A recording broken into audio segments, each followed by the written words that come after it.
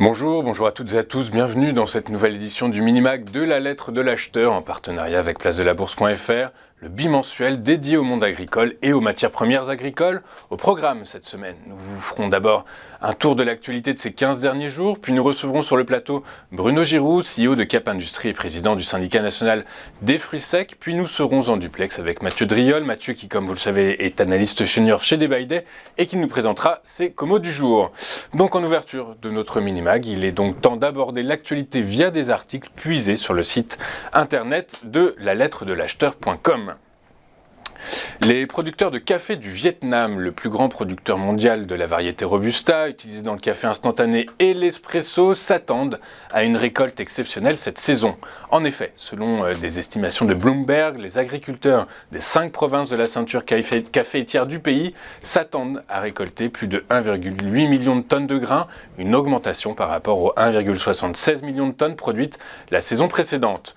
Selon le ministère de l'Agriculture du pays, la récolte record pourrait être attribuée à des conditions météorologiques généralement favorables et au remplacement des vieux arbres. Dans le même temps, rappelons qu'au Brésil, plus grand producteur mondial de la variété Arabica au goût plus doux, des conditions météorologiques défavorables pendant plus de 2 saisons consécutives ont affaibli les plants de café, ce qui a logiquement entraîné une baisse de la production brésilienne, et ce, pour encore de nombreuses années selon les spécialistes, ce qui est une aubaine pour les producteurs vietnamiens. Alors que l'Australie devrait attaquer les récoltes de blé, l'excès de pluie pourrait menacer la qualité du blé australien. La récolte s'annonce bonne en qualité et dans le contexte actuel, c'est une assurance non négligeable pour l'approvisionnement de beaucoup de pays si la mer Noire venait à faire défaut. Mais l'excès d'humidité qui touche les zones de production devient une donnée à prendre en compte. Selon les estimations, au 1er octobre 2022, les surfaces nationales implantées en poireaux de la campagne 2022-2023 seraient en légère hausse de 1% par rapport à la saison précédente. La production nationale de la saison 2022-2023, 167 590 tonnes, serait aussi en légère progression de 2%. L'évolution des prix du début de campagne du poireau primeur est atypique avec un niveau nettement plus faible que les campagnes précédentes en mai et juin. À partir du mois d'août 2022, l'évolution est à l'opposé, avec des hausses respectives sur un an de 27% et 68%, en conséquence pour partie d'une production plus faible jusqu'en juillet en lien avec les conditions météorologiques. Je vous invite à rester avec nous puisque juste après cette courte page de réclame, nous recevrons sur le plateau de Téléfinance Bruno Giroux, CEO de Cap Industrie, avec qui nous commenterons la professionnalisation du métier de grossiste en fruits secs. À tout de suite sur Téléfinance.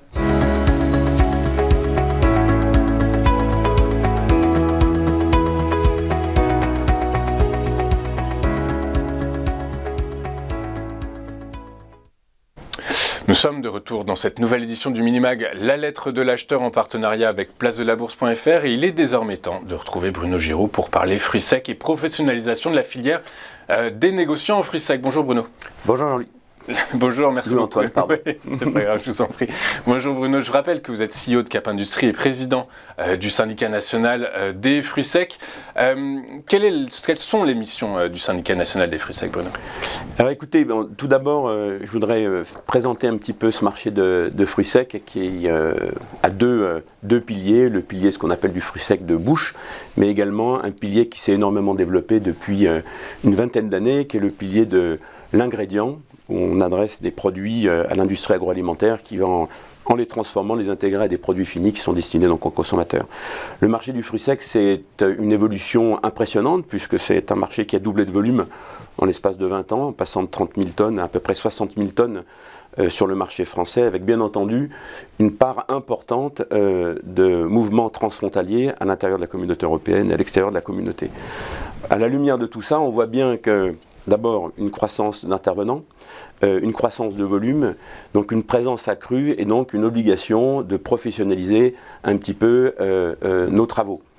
Le syndicat aujourd'hui c'est 27 membres, et nous sommes maintenant affiliés et membres de l'Alliance 7, qui est une confédération de syndicats qui regroupe le syndicat du chocolat, la confiserie, le miel, enfin tout un tas de le miel, etc. Tout à fait, tout un tas de syndicats qui sont actifs au cœur de l'agroalimentaire française et européenne.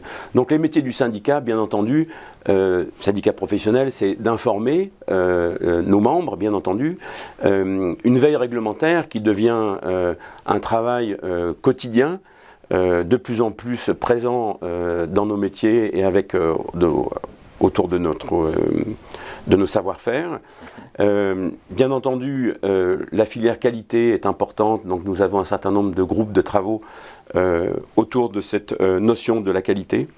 On dynamise également pour les membres du syndicat et de l'Alliance 7 les grands chantiers qui sont le RSE, EGalim, les problèmes de l'étiquetage et tout ce qui nous entoure, et également un pôle important qui est la communication et bien entendu la sécurité alimentaire et la réactivité en cas de crise. En cas de crise, alors dans ce que vous venez de dire, il y a quelque chose de très intéressant, c'est que en 20 ans, le métier a doublé, la filière a doublé, de 30 000 tonnes à 60 000 tonnes. Vous avez parlé d'un besoin nécessaire de professionnaliser la filière. Quels étaient les écueils que vous aviez identifiés, qui étaient identifiés par les professionnels du secteur? Alors c'était le problème du manque d'organisation. Et ce manque d'organisation, il est assez typique des marchés de gré à gré. Les grandes commodités comme le blé, le cacao, vous savez, sont des commodités qui sont cotées. Nous travaillons uniquement de gré à gré. C'est-à-dire c'est de professionnel à professionnel, il n'y a pas de broker, il n'y a pas d'intermédiaire. Lorsqu'un contrat est créé, c'est donc du physique, et ce physique, quoi qu'il arrive, il sera livré à un moment ou à un autre.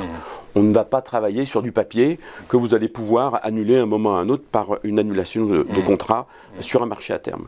Donc à partir du moment où on travaille sur un marché de gré à gré, on doit répondre à un certain nombre de critères, on doit répondre aux règles, on doit répondre aux règles du commerce, on doit répondre aux règles fiscales, on doit répondre aux règles de sécurité alimentaire. Ça semble normal. Tout à fait, mais nous ne sommes pas organisés puisque nous sommes éclatés et tous les contrats, étant de gré à gré, peuvent revêtir des règles qui sont spécifiques à une entité juridique, à une autre entité juridique. Un syndicat professionnel nous a permis de réglementer un petit peu, c'est-à-dire de créer une charte qualitative, une charte de travail qui, en adhérant, nous engage à certaines responsabilités vis-à-vis de nos co-contractants, mais également vis-à-vis de nos consommateurs et de nos clients. Donc ça a permis d'assainir en fait finalement le paysage des intervenants, des professionnels de la filiale. Et aujourd'hui nous sommes, je rappelle quand même une chose, une matière première qui est traitée de façon gré à gré, qui n'a pas de marché à terme, il y a une raison pour ça, c'est que soit elle n'a pas le volume, soit elle n'a pas le nombre d'intervenants, soit elle n'a pas la fluidité du marché. Et là, quel était le cas? Sur tous les produits qui n'ont pas de marché à terme, vous avez soit les trois piliers qui manquent, soit un des piliers qui manque. Si vous n'avez pas ces trois piliers, vous ne pouvez pas avoir une matière première qui est traitée sur un marché à terme. Quand on a préparé cette interview, vous m'avez dit qu'on parlait de c'est un micro-marché, le fruit sec. Pourquoi? Parce qu'on se considère toujours comme un micro-marché, parce que quand on parle de 60 000 tonnes de produits sur la France, vous comprenez bien que le marché du blé, le marché du cacao, on parle de chiffres qui sont tout à fait plus conséquents. Donc on se sent toujours un petit peu le petit pousset. Or, vous verrez et vous pouvez remarquer qu'il y a un nombre de produits croissants qui contient les produits que nous traitons, qui sont des produits qui sont tout à fait tendance et qui sont aujourd'hui inclus dans des recettes alimentaires de plus en plus présentes dans nos supermarchés ou sur nos marchés. Alors, vous parlez des supermarchés, hypermarchés, quelle soit la taille. Aujourd'hui, le consommateur français est mis face à une problématique de taille qui est la hausse des prix. L'inflation est record, surtout sur les produits alimentaires. Est-ce que le marché des fruits secs a été impacté par la guerre en Ukraine ? Alors, la guerre en Ukraine, comme beaucoup de marchés, c'est une deuxième étape disruptive, si je puis dire, de ce qu'on a vécu depuis le début de la crise Covid. La crise Covid a été le lancement disruptif de nos marchés, puisqu'on a eu, nous, une très très forte consommation que l'on n'attendait pas. Grâce au Covid, c'est ça. Grâce au Covid. Les gens restaient chez eux et consommaient des fruits secs, du coup... Bien entendu, pas à égalité de chance, on va dire, entre les métiers.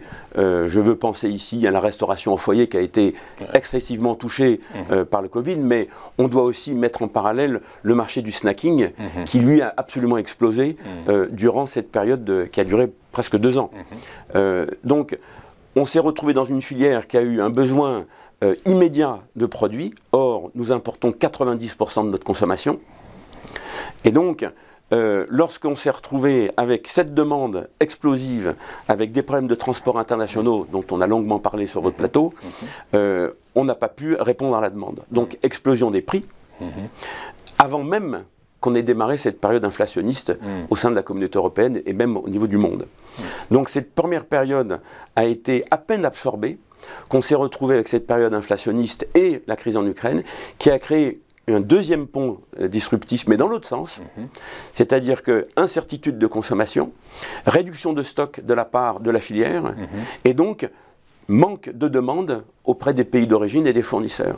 Donc une baisse des cours qui se retrouve aujourd'hui quelque chose d'un petit peu général au niveau de tous les produits que nous commercialisons. Ouais, vous parlez d'importation, je crois qu'aussi les taux, les prix du fret maritime sont littéralement effondrés, sont revenus à des niveaux un peu normaux. Du coup, évidemment que ça impacte. Donc si vous... je dirais alors, vous dites que vous importez 90% de ce qui est vendu en France. Quelles sont les difficultés que vous rencontrez parfois avec certains pays producteurs? Est-ce que, si ce n'est pas la guerre en Ukraine, c'est quoi? Est-ce que le risque politique est un risque qui existe, face auquel vous devez travailler? Alors le marché du fruit sec a cette magie d'être un marché mondial. Vous avez quasiment 90% des pays dans le monde qui produisent du fruit sec, quel qu'il soit. Donc on a une diversité d'approvisionnement qui est très importante. Évidemment, quand on parle de 90% des pays dans le monde, on va parler d'équilibre géopolitique différent. Ce que vous pouvez approvisionner auprès de la communauté européenne sera différent de ce que vous devez aller chercher au Pakistan ou en Turquie, ou des pays comme la Chine qui ont des systèmes de fonctionnement politique différents d'un pays à l'autre. Donc évidemment, chaque matière première que nous traitons va avoir une filière qui va s'adapter et qui devra s'adapter, qui devra considérer la géopolitique du pays d'approvisionnement. Je vous donne un exemple très simple.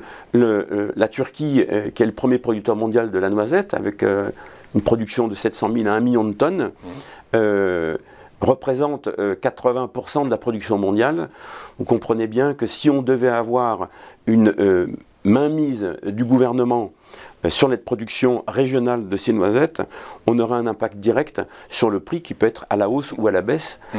Ce genre d'intervention aurait un petit peu plus de mal à exister dans des pays peut-être un petit peu plus démocratiques, et démocratiques. Tout à fait. Très clairement, il faut dire les mots tels qu'ils sont. Mais donc du coup, ça veut dire que le gouvernement turc imposerait un prix en fait à ses producteurs que vous seriez obligé de respecter en fait. Alors si on reste sur cet exemple de la Turquie, c'est tout à fait vrai.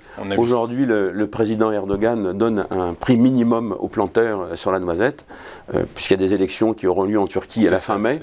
Et donc nous sommes pénalisés. Aujourd'hui, vous avez un prix mondial qui n'est absolument pas... Qui est plus cher du coup. Tout à fait.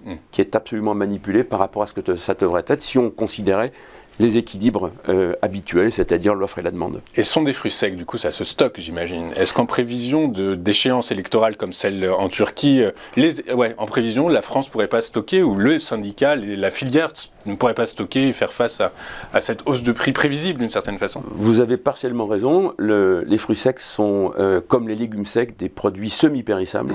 Donc ils ont une durée de vie et de conservation qui est tout à fait raisonnable par rapport aux fruits frais et légumes frais. Mais par contre, c'est absolument nécessaire de pouvoir mettre ces produits sur le marché à horizon de 18 mois. Ouais, c'est ça. Donc les 2 ans dont vous parlez, a priori, sont explosés. Une dernière question, juste avant de vous laisser. Vous avez parlé de sécurité alimentaire, que c'était un des axes de travail du syndicat national des fruits secs. Est-ce qu'on peut considérer qu'en France, la sécurité alimentaire sur les fruits secs est assurée?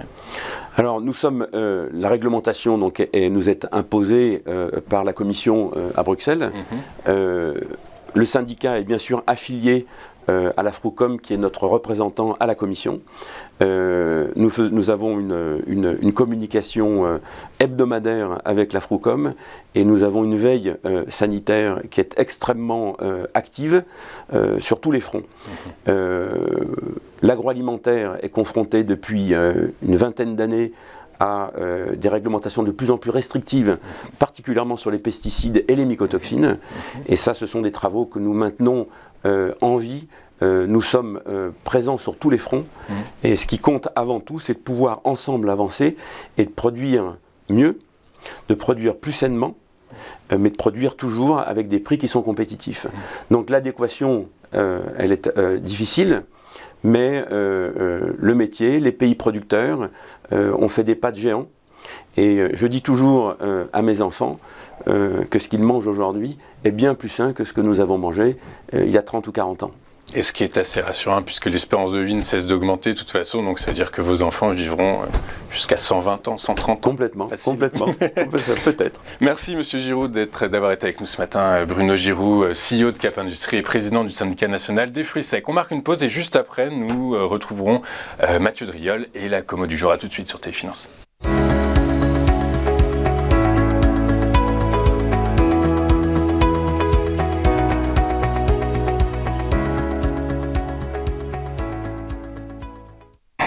Nous sommes de retour sur le plateau de TV Finance pour cette nouvelle édition du Minimag, la lettre de l'acheteur en partenariat avec Place de la Bourse.fr. Et il est temps, après cette interview passionnante de Bruno Giroux, de retrouver Mathieu Driol, analyste senior chez Day pour la commo du jour. Bonjour Mathieu. Bonjour Louis-Antoine. Merci beaucoup d'être avec nous Mathieu.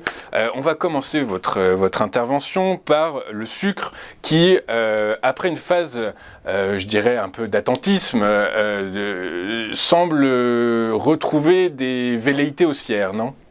Alors, en tout cas, on a quelque chose qui me semble être intéressant sur le sucre. Il faut prendre un tout petit peu de recul et commencer le mouvement au cours de l'année 2020 avec ce point bas aux alentours des 9 et la longue phase de hausse qui a suivi, en fait, a plus que doublé les cours du sucre qui ont marqué un sommet à 20,69 en fin d'année 2021. Depuis lors, les cours consolident, mais cette consolidation, elle est, ma foi, très très limitée en amplitude. D'ailleurs, avec le support à 17,60 qui a déjà été testé à de nombreuses reprises et qui est renforcé par la moyenne mobile à 100 semaines, eh bien, les cours semblent trouver un soutien fort. Ici, ce que l'on voit se dessiner, eh bien, c'est tout simplement une tendance qui consolide tout simplement et qui retrouve des acheteurs à chaque formation de nouveaux plus bas intermédiaires. La dynamique haussière peut donc reprendre à moyen terme. En tout cas, la tendance haussière de moyen terme, elle, ne montre aucun signe de faiblesse. On devrait donc sortir par le haut de cette phase de consolidation, signal au-dessus de 20,69 qui renverrait les cours vers 24. La hausse des prix du sucre ne semble être pas finie pour les mois à venir. Très clair, merci Mathieu. Donc la hausse qui va se poursuivre sur les cours du sucre. On va enchaîner avec le soybean, le soja, qui après une phase de latéralisation, eh bien on se pose la question, pareil, est-ce que les cours vont sortir vers le haut ou vers le bas ? Eh ben, c'est justement ce qui se forme. Alors, je reviens pas sur les très fortes tendances haussières qui n'ont pas permis la formation d'un nouveau sommet aux alentours des 1750. Un mouvement particulièrement dynamique qui a corrigé au cours de l'été, les cours étant revenus former un support à 1309. On a aussi sur le soja une résistance notable à 1508,75, on peut mettre 1510. C'est effectivement le débordement de cet obstacle-ci à 1510 qui serait le signal haussier d'une reprise de la dynamique de moyen-long terme. Est-ce que c'est pour dans les semaines à venir? Est-ce que ça peut prendre un peu plus de temps? C'est le principe un peu des consolidations. On a toujours en fait cette petite pression haussière qui se forme avec un support intermédiaire à 1376. On a donc pour l'instant une tentative de former des creux ascendants. Il ne manque plus qu'un nouveau sommet ascendant, donc justement au-delà des 1510 pour relancer la dynamique. Donc c'est une tendance haussière qui pour l'instant consolide, un très beau signal haussier au-dessus de cette résistance. Très clair, donc très beau signal haussier sur le soybean. Merci Mathieu Driol, analyste senior chez Day by Day pour votre commo du jour. On vous retrouve dans 15 jours. Cette édition du 4 novembre est désormais terminée du Minimag, la lettre de l'acheteur, en partenariat avec Place de la Bourse.fr. J'ai été ravi de vous accompagner en cette matinée. Je vous souhaite une excellente journée sur TV Finance, un très bon week-end sur TV Finance et je vous donne donc rendez-vous dans 15 jours pour une nouvelle édition du Minimag, la lettre de l'acheteur en partenariat avec Place de la Bourse.fr. Très bonne journée sur TV Finance.